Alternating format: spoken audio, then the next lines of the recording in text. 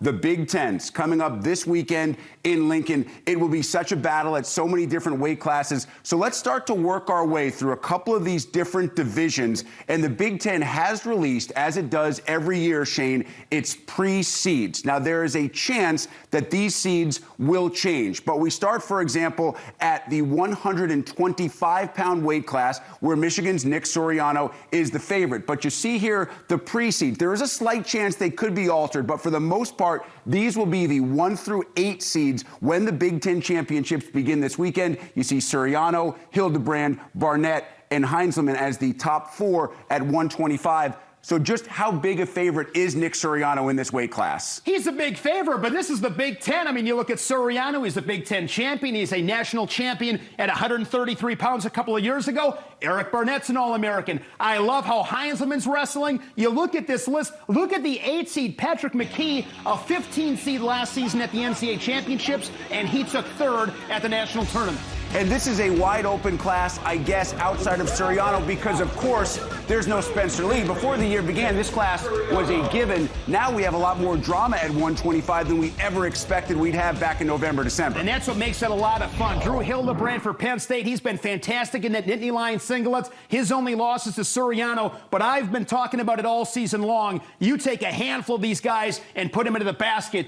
Who knows who shows up? And that's really what it comes down to, Rick. On that day, can you find a way to get your arm raised and advanced that particular day? It'll be tough. All right, so we're not going to dive deep into 133 because right now we expect RBY, Roman Bravo Young, and Austin DeSanto, as they have been now for quite some time, to be the top 2 guys at that division. As you say, anything can, and in the past certainly has happened. But we move on to 141, and this division is littered with All-Americans and national champions and Big Ten champion. No surprise to see Nick Lee as the one over Jaden Ironman because Lee beat them head-to-head. But Sebastian Rivera at number 3, undefeated. He did not wrestle either Lee or Ironman this year. And, of course, Chad Redd, Mr. Marsh, always so dangerous in a tournament setting. Let's try to handicap 141.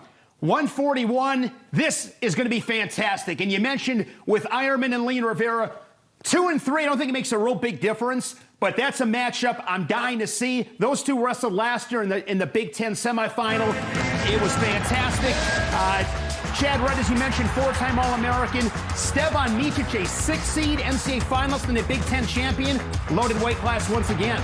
Start to look at potential semifinal matchups of Redd versus Lee, Ironman versus Rivera. Ironman's been around an awfully long time. In that match against Lee, it looked like he potentially had a chance and would have had a chance to be the number 1 seed, but instead he would likely have to deal with Rivera in the semifinals. That makes it awfully difficult. Oh, absolutely. And I mentioned before, want to go back, it was Rivera and Lee in that semifinal last year, but you put these guys all in, they're all close matches. Sudden victory, it comes down to a takedown, a position or 2. Ironman, he is so dangerous. Nick Lee, fundamental. And then when you look at Sebastian Rivera, this guy's scoring tech falls all over the place. Something's got to give at 141, God only knows. Now at 149, Sammy Sasso of Ohio State has been the king of the hill for quite some time. But as we continue to watch his matches, he wrestles in so many tight bouts. There's not a lot of tech falls, not a lot of pins against the top guys. But he wins, which is why he is still at number 1. Wisconsin's Austin Gomez having a terrific year at number 2. Ridge Lovett, one of our guests on Big Ten Wrestling and Beyond a few weeks ago. He brings so much energy. And, of course, you can never count out Max Murin. Yaya Thomas had a great run a year ago at the NCAAs. I mean, 149, you want to talk about throwing guys into a bucket? You could go all the way down 1 through 5, and I would not be one bit surprised if any one of those guys won the Big Tens. This, to me, 149 pounds is the most exciting when you look at the depth of it. Mike Van Brill, 6th for Rutgers. He was 3rd at this tournament. You mentioned Yaya Thomas. He was the 25 seed at the NCAA championships, and he was an All-American. Max Muir, nobody wants to face him. There's Ridge Lovett. Austin Gomez, one of the best stories. Again, Rick, it's just one weight class after another. It is so deep, and you better show up every single match. To me, 49 and 97, which we will get to a little bit later in the show, are those 2 weight classes where I can't wait to watch because you're going to be on the edge of your seat not knowing there are no givens past the quarterfinals in any of those weight classes. So we will talk more about the middle and the heavier weights coming up in just a little bit, but coming up right after the break, Shane with the 1 the only, the incomparable Minnesota legend, Gable Steveson, arguably not just the greatest heavyweight, but maybe the greatest pound-for-pound wrestler in Big Ten history. Exclusive one-on-one with Shane right after this.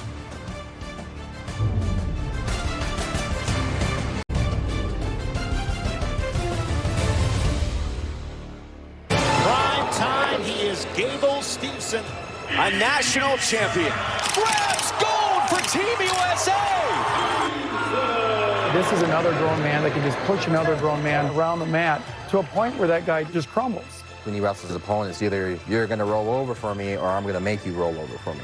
For Gable Steveson, the trajectory he's on, it's only upward from here. One of the all-time greats. Putting your dominance on the next person and keep going. Don't be satisfied.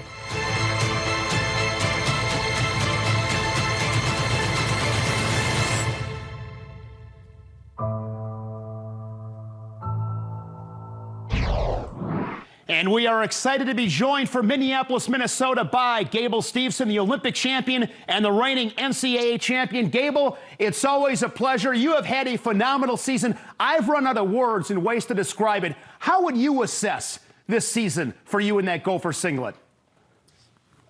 First off, I appreciate y'all having me on the show. Second off, I don't know how to explain this year and how it's going. You know, it's just putting in the time, putting in the effort, making sure everything's going okay on my end is the prime example. So just staying dedicated to the sport, even though I'm probably going to move on after it. And a lot of people thought I was going to be focused on a lot of other things too this year. So just staying dedicated and making sure I can move one step at a time. One of the more memorable things I've ever witnessed myself was inside Carver Hawkeye Arena. You get a standing ovation inside that arena, that historic history they have, the fan base. Were you surprised by that? And what was your reaction? How special was that for you?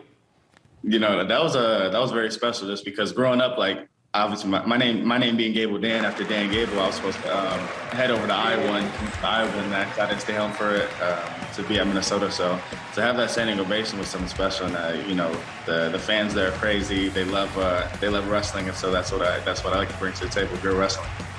Watching you before duels and watching you taking pictures with the fans, so much engagement with you and the fan bases around the Big Ten. Any moment or two that's really stood out with the experiences you've had?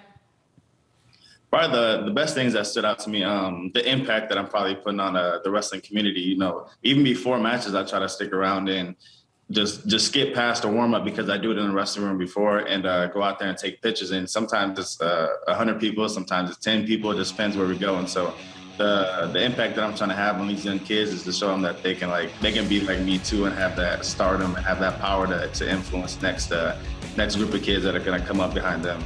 When you look back at your career in that Gopher singlet, obviously you have accomplished so much. Is there a moment that really maybe made you go a certain direction, defining moment that when you look back, you go, that's where I made some gains? Probably the biggest gain I made was by losing it at the NCAA tournament my freshman year. After that, I specifically changed everything and just try to provide to be better in my own shoes and be better in my mental space too. And so moving forward after that point, just making sure everything was okay on my end, like I mentioned before, and just keep pushing forward and just make sure we take one day at a time and not look forward too far. One of the crazy thoughts that I've heard is when you look at the most improved wrestlers in college wrestling, as funny as it might sound, Gable Steveson is in that conversation. When you look at your training, Gable, is there an aspect or two that you think has really paid the highest dividends? Just probably for me, confidence. I've always had that confidence that's over the charts, and, you know, people kind of label it as cocky or too tough, you know. So just growing up, my dad installed that in us to go out there and just dominate every person we wrestle and treat everybody the same too, whether they're ranked number 2 in the country or they're not even ranked, you know. So we go out there and just have fun and just enjoy ourselves too. So it's just having that major confidence is a big step. Olympic champion, 2-time Big Ten champion, reigning NCAA champion at heavyweight, which is a loaded weight class. You and Spencer Lee split the Dan Hodge Trophy. What means the most to you? Putting you on the spot here, all incredible accolades, but what's the one that really means the most? What hits different?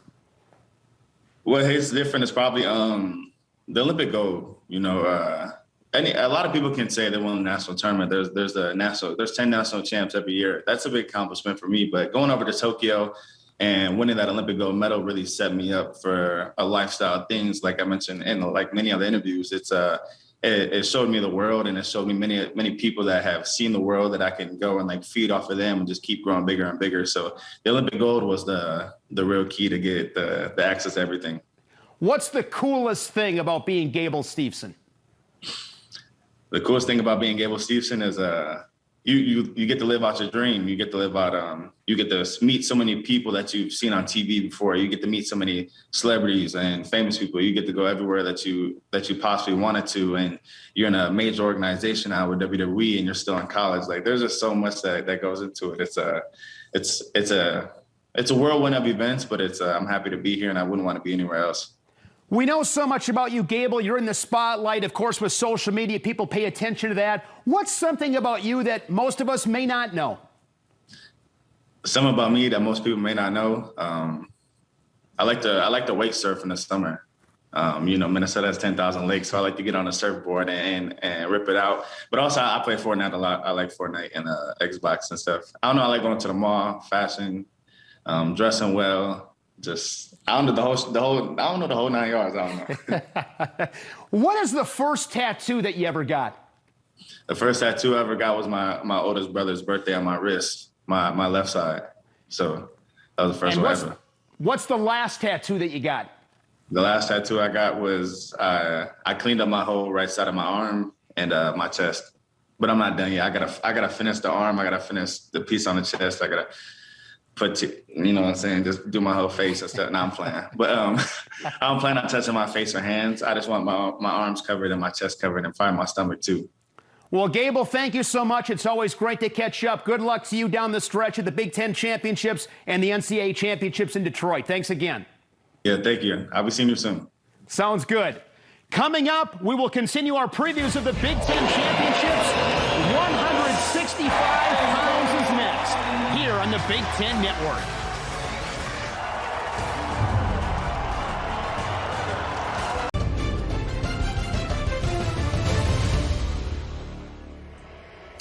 Rick Pizzo, Shane Sparks back with you on Big Ten Wrestling and Beyond as we continue our weight class by weight class Big Ten Championship preview. Left you with 149. Now, 157, Northwestern's Ryan Deacon, the odds-on favorite to take home the Big Ten title. So we move ahead to 165, and the pre-seeds showing what happened in that head-to-head matchup between Ohio State's Carson Hartzler and Iowa's Alex Marinelli, as Hartzler took down the bull, handing Marinelli his only loss. But Marinelli is a three-time defending Big Ten champion. So is this as much as 1v2 at 165?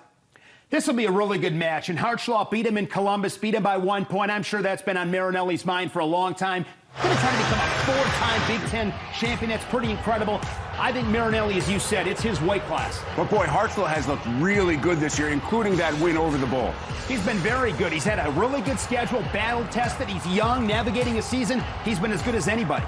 So if there is another wrestler on this pre-seed board that could perhaps throw a monkey in the wrench, we have to look at the number 3 seed, Dean Hamity, young guy for Wisconsin who's had a great year. And Shane, as the video proves, this is a guy that loves to have fun. He brings a ton of energy. He brings a ton of emotion to the mat. He's going to need it if he's going to take down either Hartzler and or Marinelli on his way. It's hard to believe he was a senior in high school at this time last year. He's had a phenomenal season. Just that one loss that was inside Carver Hawkeye to the Bull, Alex Marinelli. I will tell you this, Rick, he wins the Big Ten championship. He will gritty all the way from Lincoln back to Madison.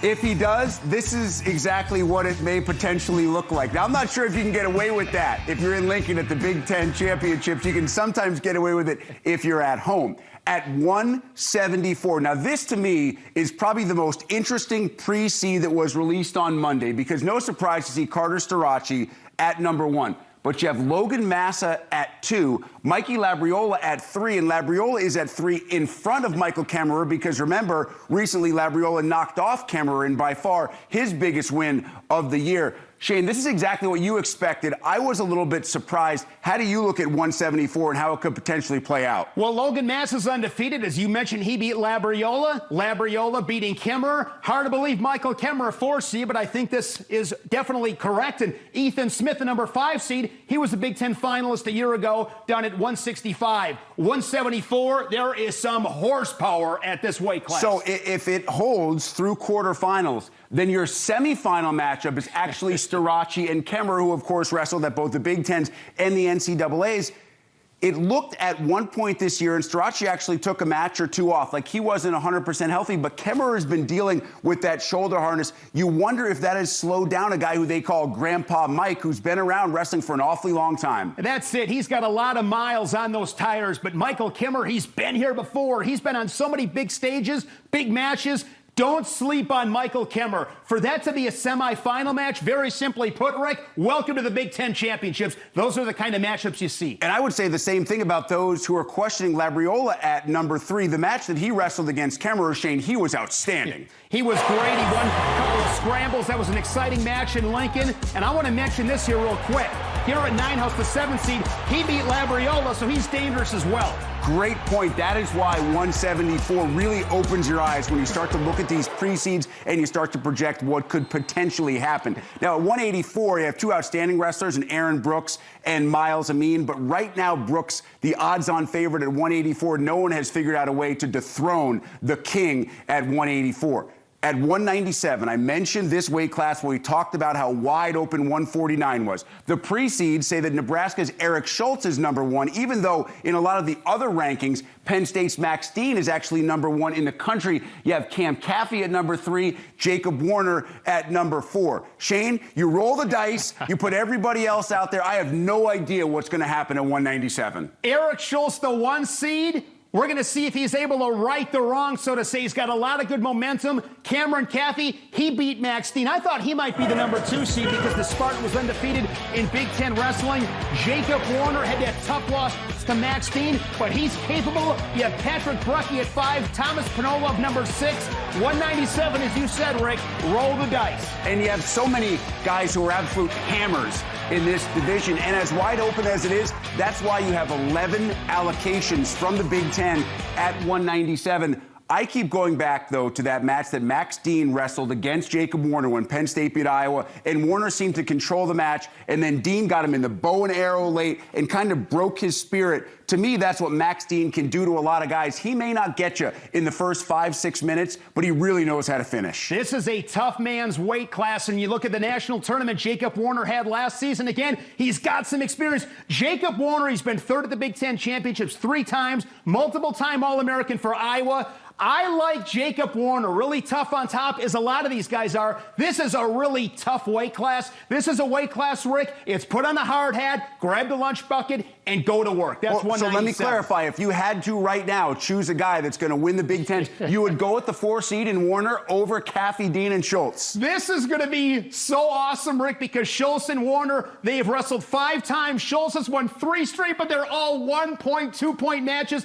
I'm not saying I'm picking Warner. Any of these guys can win this thing, but I think Jacob Warner's a guy that people get down on a little bit. I'm not getting down on Jacob Warner. He is more than capable of standing atop the podium in Lincoln. And much like 174, where if the seeds hold, you get Starachi and Kimmerer in the semis. How about if the seeds hold at 197 and you get Schultz, Warner in one semi, Dean, Caffey in another? That is appointment viewing right there.